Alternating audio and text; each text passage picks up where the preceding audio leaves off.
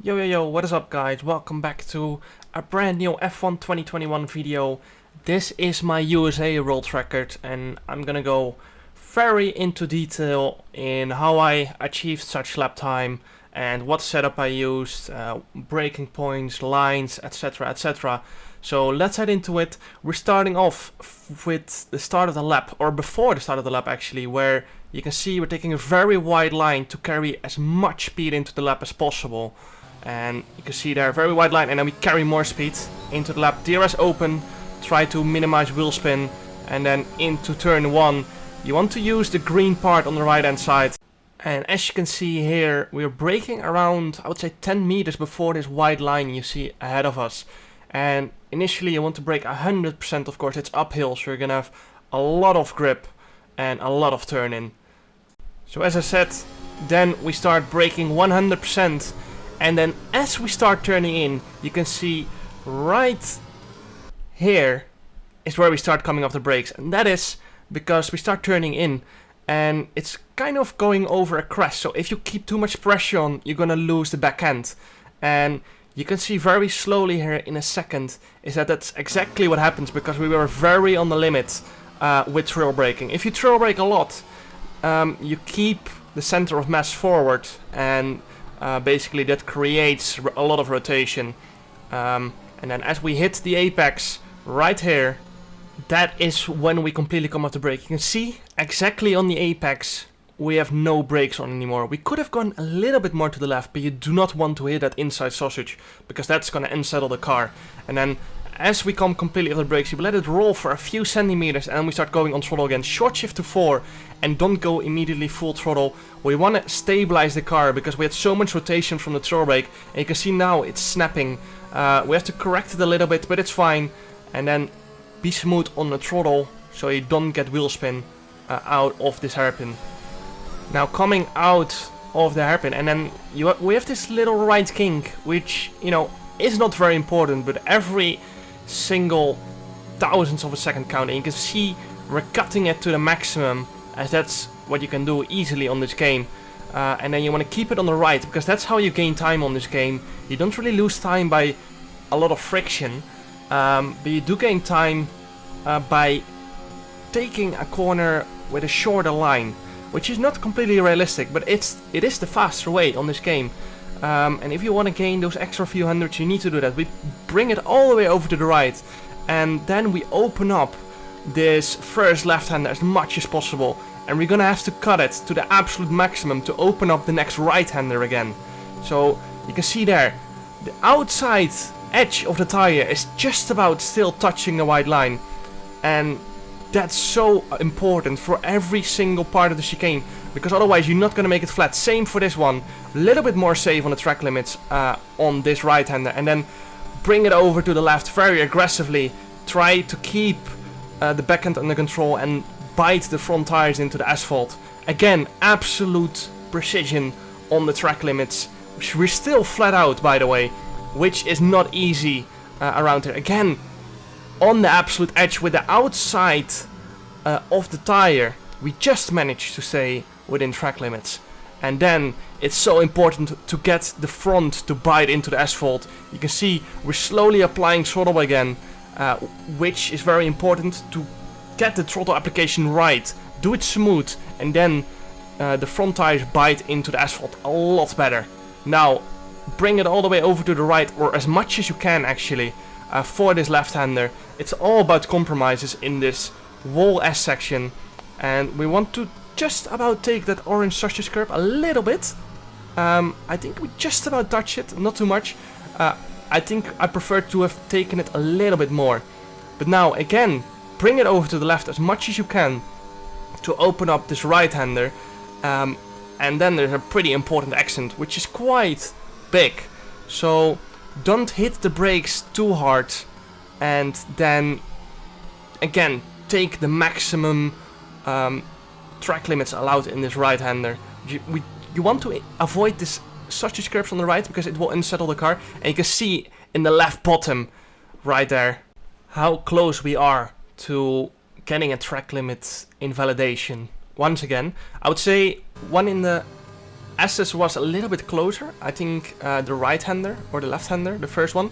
But anyway, that's what you need to do, because now, because we take so much track on the right, we've opened up this left-hander more, and you do not want to take the sausage curb, even though we might just tap it. You can see left front just about tapped it, and then on this exit, push it to the absolute limit again.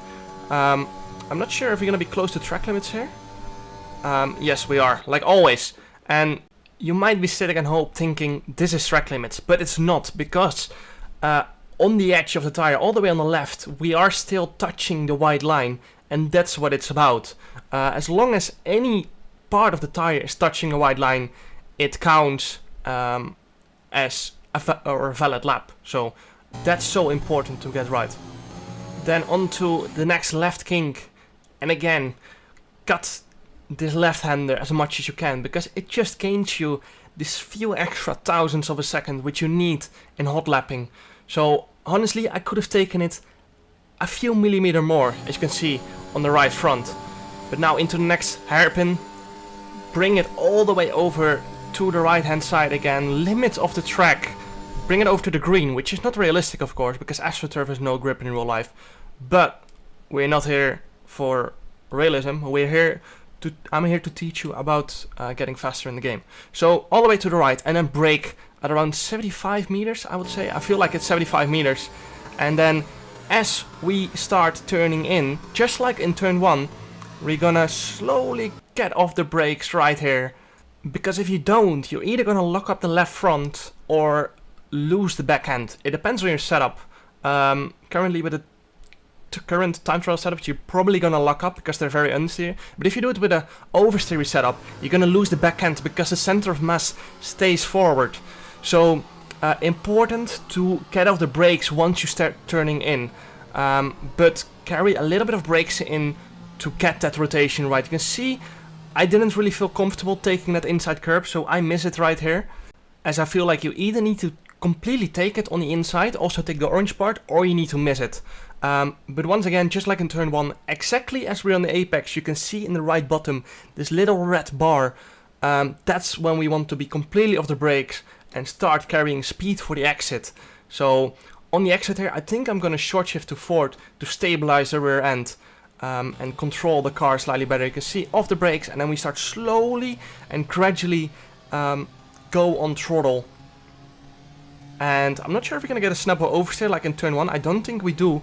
I didn't feel comfortable taking a lot of this curb. Maybe take a little bit of the red and white, but not completely. Don't go completely on it under heavy traction.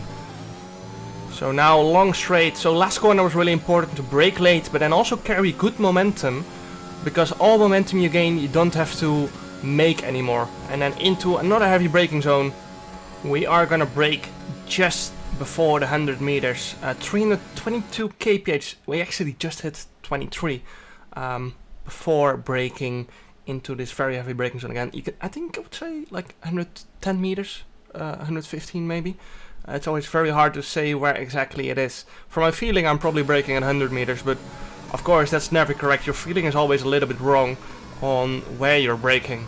And then just like in turn 1 and the hairpin before this corner, as we start turning in and coming off the curb, that's where we start coming off the brakes, so we don't lock up or lose the back end while turning in. And then this is gonna be a corner where a lot of people said on my world record on my clips channel, oh, this was track limits, etc, etc. But I'm gonna explain to you why it's not. Basically what happens is, you can see right here, both front tires are off track, but the rear right is still touching the white line, or is actually probably still on the asphalt. And then as we move further, exactly when we hit the white line with the front tires, that's when the rear tires come off. So that's why it's not track limits. The reason why you don't see this kind of line in real life is because those sausage curbs will literally launch you up in the air. So yeah, in the real life it's literally not possible because of the sausage curbs, but in the game it is.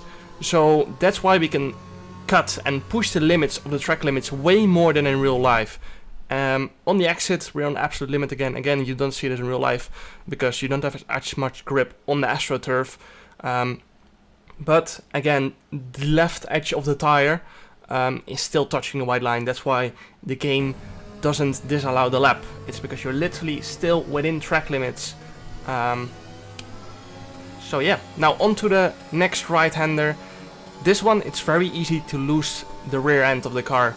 If you brake too aggressively or hold the brake pressure too aggressively while you touch this curb, that's when you will lose the back end. You can see we were very briefly 100% brake, but then we went off straight away as we hit the outside curb, because otherwise we will lose the rear and throw our lap away. So be careful with the brake pressure into this right-hander, and then you want to be smooth on the turn-in. Let the front tires bite into the asphalt, and you basically want to push until the sausage curb here. Doesn't really matter if you don't, because momentum is way more important in this corner. You can see we just miss the sausage curb by a little bit too much. I feel like we probably could have pushed a little bit more to the right, but as I said, momentum is more important in this corner than getting the apex exactly correct. And you can see again, on the apex is where we come off the brakes, and then this section is about being smooth on the throttle, being smooth with the steering wheel, so you don't lose traction, you don't break the slip or the maximum slip angle from the rear tires. And then you want to keep it short here. You can see we're correcting a little bit, but then the rear tires pick up the grip again. And you don't want to touch this inside curb. You can see we're on the white line, because if you touch the inside, you're probably going to lose the rear, as it will gain your rotation, lose your rear tire grip. And then into this left-hander, probably the hardest corner on the track to get right. You can't brake 100% because you will either lock the left front or lose the rear end. With the current setup, I feel like it was easy to lose the back end and lock the left front in this corner. But you can see here we were braking a few meters before the asphalt changes. This is the maximum brake pressure we got. I think it's around 95%. So we never got to 100%, and straight away we start bleeding off as we or bleed off the brakes as we start turning in more, as otherwise again you will probably lose the back end. You can see we start correcting the brake pressure to how we feel the force feedback through our wheel. See, it's not a very smooth brake curve, but it's just about getting the front grip to bite in and not lose the rear or lock up the left front. And actually, you can see we actually come off the brakes before we hit the apex, and that's because I felt like momentum is more important in this corner than getting the apex exactly. And I feel like carrying more speed was faster in general. So we're basically, once we hit the apex, we're already on the throttle again, short shifting to third and fourth gear to minimize rear wheel spin. And if you short shift, it's easier to control the wheel spin. Of course, these cars have around 1000 horsepower and an insane amount of torque. So even in fourth gear, you're still gonna have the power to get out of a hairpin, probably with wheel spin. So now onto the next right-hander, where it's very important to take a short line. As I said, it's not realistic to scrap that much speed and take a short line, but it is the faster way on this game. As I said before, we're aiming here to make you faster in the game and not drive super realistic. So this is a small thing which is probably not completely realistic. And in racing, it's all about adapting. Even if you jump from one car, from like Formula 2 or Formula 1 to a GT3 car, you're gonna need to learn new tricks to get faster. And it's the same in sim racing. So you might say, oh, it's super unrealistic and stuff, but you need to adapt in real life super fast to different things as well. And that's basically what we do in sim racing, adapt and learn tricks to get those few extra hundredths of a second out of a lap. Now into the next left-hander, you can see we're in the absolute limit of the track again, using that AstroTurf on the outside and to open up the next left-hander more. We're not braking 100%, because then you will probably lose the back end as you pitch the car too much, or the center of mass moves too much forward, which makes you lose the back end. Now we're gonna keep carrying the brakes in, as this is a very unnecessary corner until the apex again. it's important to carry speed, but it's very important, or even more important, to get the front to bite into the asphalt in this corner, because it's such an unnecessary corner, which you might have noticed as well. You're probably struggling with track limits here because you keep running wide, so you need to trail brake and carry that brake in so the front bites better into the asphalt, and you keep the load more on the front tires. On the exit again here, pushing the track limits, edge of the left front tire still just about touching the white line, just like pretty much on every corner on this track. We're on the absolute limit of the track. And now onto the final corner. We probably carrying a lot of speed now because we did hit that left-hander pretty well. We're losing a little bit of time on the delta, but that's okay. And then brake, I have no idea where. I don't know what my apex is here. It's just feeling, I think so. You can maybe use that right black lamp as a reference, but it's very hard. And then we're gonna downshift to third gear, and just like almost every other corner on this track, we're actually turning in very early for this corner because again it's a very unnecessary corner, but just like every other corner we are coming off the brakes as soon as we start turning in, to avoid losing the rear or locking up, even though it's not very likely we're gonna lock up, I feel like, in this corner. So yeah, then we start bleeding off the brakes. You can see correcting the oversteer, which means we got the trail braking right because the fronts are biting nicely into the asphalt. And then again on the absolute limit of track limits, you can see the right front. Actually, we're still quite clear. We could have used maybe a little bit more. As I said, the right front, all the way on the right, the edge counts, and it's not the inside, of course. So third gear, and then short shifting to fourth, smooth on the throttle. And then correct any oversteer if you do get some. Usually the oversteer comes pretty late in this corner. I'm not sure if we're gonna get a snap. Yeah, you can see it comes very late, but we catch it pretty nicely. Push to the edge of the track again and keep it just within track limits. And that's a lap of USA on F1 2021. Now let's get to the setup. 9 on the front wing, 7 on the rear wing, 90% on throttle differential and 55 off. It's pretty new, of course. Last game we were always 50% on throttle. The suspension geometry is still the same as always, right, left, left, left. 1-1 on the springs, 1-3 on the roll bar, 2-6 ride height. And then on the brakes it's 100% brake pressure and 55% brake bias. If you just turned off ABS, then you can go a little bit lower on the brake pressure, maybe like 90% or something. Tire pressure, minimum front, maximum rear, which basically gives you a lot of stability. Higher pressures give you more stability on the rear. Anyways, hope you guys enjoyed this USA tutorial. Hope you guys learned something from it and got better. Make sure to like and subscribe to see more, and see you guys next time. Ciao!